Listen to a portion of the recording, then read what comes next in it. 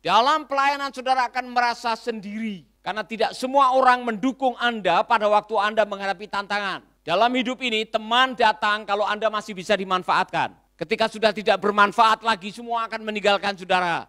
Saudara akan ditinggal sendiri. Siap sendiri? Kalau lagi banyak berkat semua pada datang. Nanti kalau saudara sudah punya apa-apa semua pada kabur. Karena sebagian orang mendekati Anda karena ingin memanfaatkan Anda. Hanya teman sejati yang akan bersama dengan Anda pada waktu Anda tidak punya apa-apa.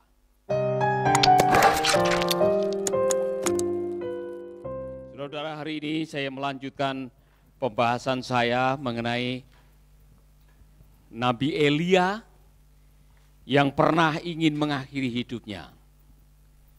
Dan saya belajar dalam hidup ini, saudara, ada waktu-waktu di mana saudara akan mengalami yang namanya burnout, keletihan, kecewa, dan pada akhirnya Anda bosan dengan hidup. Siapa yang pernah bosan hidup? Pernah merasa bosan dengan hidup, saudara?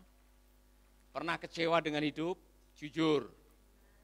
Saudara pernah, saya pernah, kita semua pernah. Nah, mari kita akan lihat 1 Raja-Raja pasal yang ke-19. Saudara-saudara, orang tidak menyangka Nabi sekaliber Elia pernah merasakan frustasi. Orang yang dipakai Tuhan bisa mendatangkan api dari langit dan mendatangkan hujan, membangkitkan anak yang mati. Dia pernah mengatakan, lebih baik saya mati. Pelajaran yang luar biasa. Setelah ada peristiwa, kalau saudara membaca dalam 1 Raja-Raja pasal 18, saudara menemukan sebuah pertunjukan kuasa Tuhan. Di mana ada adu kekuatan, Allahnya siapa yang lebih hebat? Allahnya Elia atau Allahnya Baal? Saudara tahu bahwa Ahab menikah dengan seorang wanita yang namanya Isabel. Isabel bukan orang Israel. Dan dia membawa dewa-dewinya dan bahkan dia memelihara ratusan nabi. Saudara nanti akan melihat ada 850 nabi dari 2 kelompok ini. Asaret dan juga nabi-nabi Baal. Saudara, Elia mengajak para nabi adu kuasa supaya umat Israel bisa kembali ke jalan yang benar. Jangan mengikuti Nabi Baal yang dibawa oleh Isabel. Saudara-saudara, ternyata setelah umat Israel menyaksikan yang benar adalah Allahnya Elia, tidak otomatis membuat umat Israel kembali kepada Allah. Itu yang membuat Elia akhirnya merasa frustasi. Kemudian setelah dia menghabisi para nabi itu, ini yang terjadi. Pasal 19, Ahab memberitahukan kepada Isabel semua yang dilakukan Elia dan bagaimana ia membunuh semua nabi dengan pedang, 850. Isabel lalu mengirim utusan kepada Elia dengan pesan ancaman nih. Kiranya para ilah menghukum aku dengan berat, bahkan lebih lagi jika besok sekitar waktu ini aku tidak menghabisi nyawamu sama seperti salah seorang dari mereka ini. Isabel kasih ancaman. Elia dengar ya, kamu sudah menghabisi nabi-nabi saya nih. Apa yang kamu lakukan buat nabi-nabi saya, besok nyawamu nasibnya sama. Elia pun, apa saudara? Ketakutan.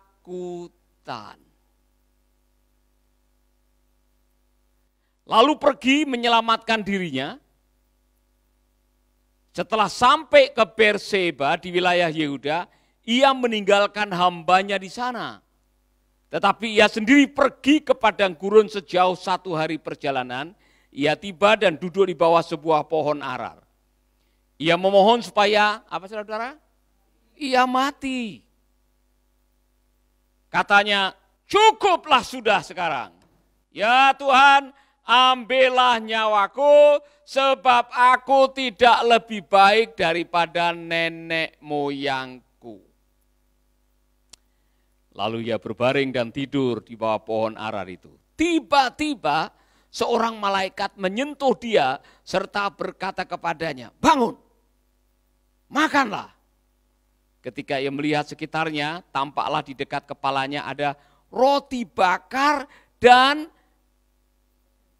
kendi berisi air. Ia makan, minum dan berbaring lagi. Saya masih merenung sampai hari ini, malaikat nih bakar rotinya di mana? Iya kan? Lalu ia bangun, lalu makan dan minum.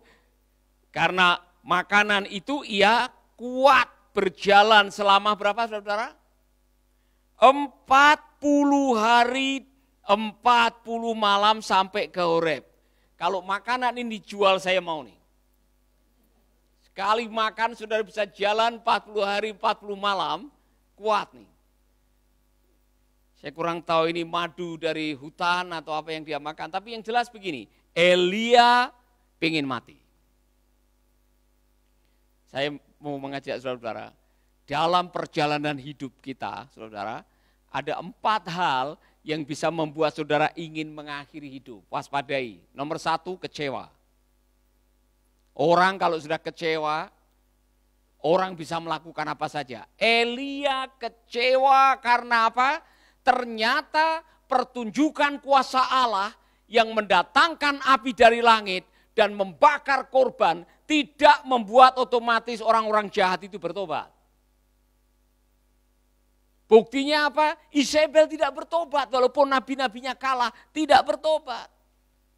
Raja Ahab juga tidak bertobat.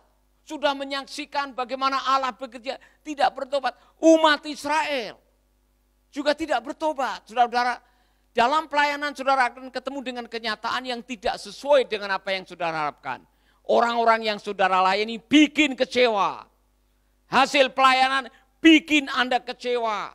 Teman pelayanan bikin Anda kecewa. Itu akan terjadi. Inilah pelayanan, inilah fakta. Anda harus siap kecewa. Katakan kepada temanmu, siap-siaplah kecewa. Saudara akan kecewa. Tetapi pertanyaannya, kalau hanya gara-gara kecewa orang yang Anda layani tidak bertobat, buah-buah kehidupan yang diharapkan tidak muncul, kemudian saudara malah dikhianati dan diancam mau dibunuh, kemudian saudara mau mengakhiri hidup, saudara-saudara Tuhan bilang nanti dulu. Ini bukan akhir dari segalanya.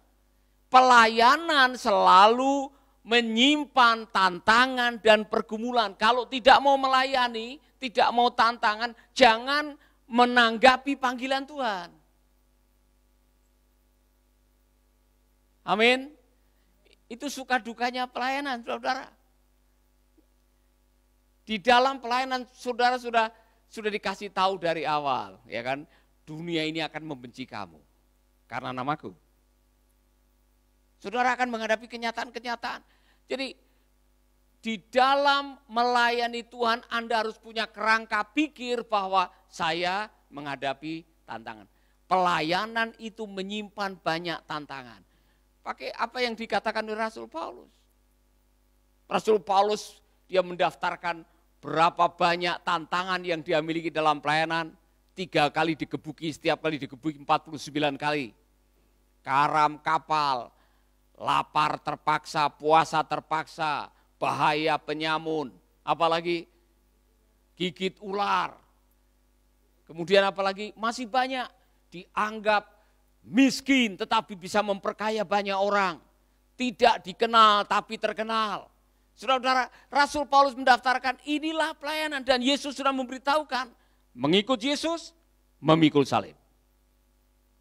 Jadi kalau Anda tidak mau persoalan jangan masuk pelayanan. Jadi hamba Tuhan itu berarti Anda akan menghadapi berbagai-bagai pelayanan.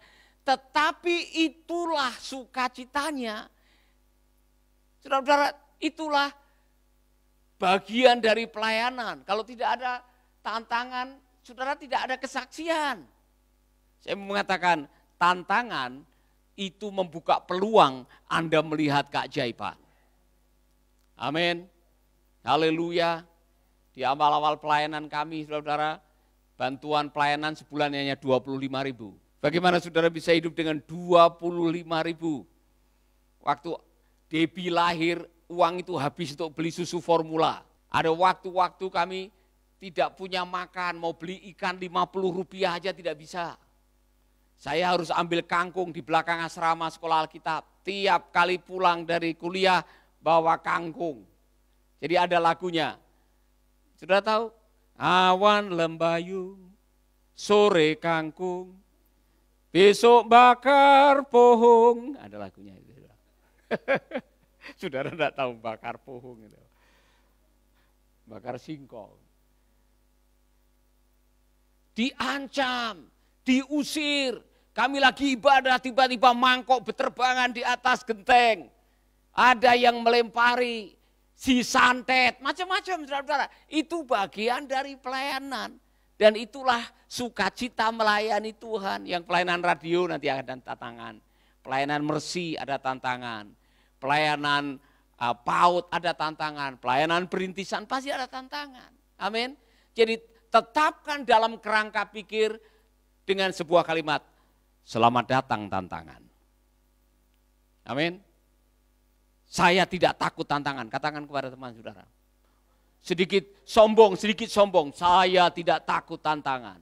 Artinya apa? Mulai dari sekarang saudara harus memperlengkapi diri bahwa memasuki pelayanan berarti bersahabat dengan tantangan. Saudara akan ketemu dengan tantangan. Apa saja dalam hidup ini. Kalau tidak nanti ketemu tantangan langsung berhenti. Kecewa. Aduh, saya tidak pernah membayangkan ternyata melayani Tuhan seperti ini. Banyak tantangan, dikit-dikit ada masalah, dikit-dikit ada pencobaan. Inilah kehidupan, saudara-saudara. Amin. Yang kedua, yang membuat Elia mau bunuh diri apa, saudara-saudara? Lonely. Saudara nanti akan ketemu dengan sebuah kalimat yang mengatakan, hanya saya yang masih bertahan. Dalam pelayanan saudara akan merasa sendiri. Karena tidak semua orang mendukung Anda pada waktu Anda menghadapi tantangan. Dalam hidup ini teman datang kalau Anda masih bisa dimanfaatkan. Ketika sudah tidak bermanfaat lagi semua akan meninggalkan saudara. Saudara akan ditinggal sendiri. Siap sendiri? Kalau lagi banyak berkat semua pada datang. Nanti kalau saudara sudah punya apa-apa semua pada kabur. Karena sebagian orang mendekati Anda karena ingin memanfaatkan Anda. Hanya teman sejati yang akan bersama dengan Anda pada waktu Anda tidak punya apa-apa. Amin. Lihat aja nanti kalau Pak Paulus sudah 70 tahun, sudah begini. Pasti banyak yang kabur. Iya kan? Ini akan dihadapi oleh siapapun juga. Saudara-saudara, makanya Anda harus bersahabat dengan dirimu sendiri. Karena orang yang paling peduli dengan dirimu adalah dirimu sendiri. Jangan menghadapkan teman, menghadapkan orang, menghadapkan partner akan terus menyertai saudara. Tidak. Anda harus belajar untuk bisa bersahabat dengan dirimu sendiri. Elia bilang, hanya saya tinggal sendiri. Ratusan nabi dibunuh oleh Isabel. Untung aja Obadya menyelamatkan 50 atau 100 kalau tidak salah. Saudara-saudara, orang yang paling bertanggung jawab untuk menyenangi Anda adalah Anda sendiri. Maka Anda harus senang dengan siapa Anda, karena ada waktu di mana orang tidak menyenangi Anda. Dalam pelayanan, Anda harus bisa memiliki berrekonsiliasi dengan diri sendiri. Karena Anda ada waktu-waktu apalagi semakin tinggi seorang pemimpin, semakin kesepian dia, kata Pak John Maxwell. Amin. Yang ketiga, penyebab ketiga, putus asa. Tadi kecewa, ya. Merasa sendiri. Yang ketiga, putus asa. Jadi rumusnya putus asa itu kecewa, tambah kecewa, tambah kecewa, tambah kecewa, tambah kecewa. Putus asa. Siapa yang pernah putus asa? Udah bertahun-tahun dia melayani umat Israel. Hasilnya tetap seperti ini. Sampai ada kemarau panjang, Tuhan kasih kemarau panjang untuk menghukum umat Israel. Sudah dipertontonkan api dari langit, tetap aja. Akhirnya dia apa? Udah kecewa, putus asa. Nah, bukti bahwa dia putus asa, sudah tidak ada harapan lagi, makanya dia bilang, lebih baik saya mati aja. Ngapain saya melayani kalau hasilnya begini-begini? Lebih baik saya mati saja. Obatnya apa? Ini luar biasa, saudara. Anda yang sedang menghadapi keputusasaan, saya mau kasih tanda, Supaya saudara sadar, ini tanda bahwa Anda putus asa, pengen mati. Kalau dalam istilah kerennya itu Anda mengalami apa yang disebut dengan mental distortion. Waspadai apa itu mental distortion. Selalu negatif dengan kenyataan. Aduh, saya sudah begini kok hasilnya begini. Mungkin memang nasib tidak berpihak kepada saya. Saya memang mungkin sudah ditakdirkan begini. Waduh, ngapain saya melakukan ini ke hasilnya begini. Pernah saudara-saudara sampai di titik itu, kemudian hilang harapan. Tidak ada gairah untuk hidup karena hilang harapan. Yang membuat Anda masih bergairah untuk hidup karena masih ada harapan hidup. Kalau harapan hidup sudah tidak ada, Anda akan mengakhiri hidup. Bukti bahwa Anda sudah tidak punya harapan hidup, selalu negatif dengan keadaan, dengan diri sendiri, bahkan dengan Tuhan.